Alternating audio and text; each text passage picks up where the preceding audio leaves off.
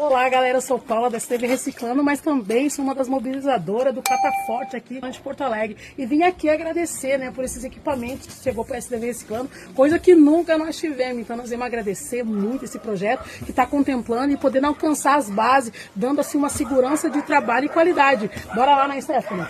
Eu sou a Bibi, também sou catadora da STV Reciclando e queria agradecer muito, o primeiro projeto que a gente é contemplada, a STV Reciclando, ela vem de uma alta vulnerabilidade. Já há 7 anos aí a gente lutando a cada dia para sustento das nossas mães, chefes de família que tem um projeto, e chegar com esse elevador, e a empilhadeira é muito importante dentro do projeto, porque o nosso projeto ele é bem dentro de uma comunidade periférica, onde a sustentabilidade ela vem através da coleta seletiva implantada onde não tem. Que Deus abençoe e as gurias chama que tá tendo.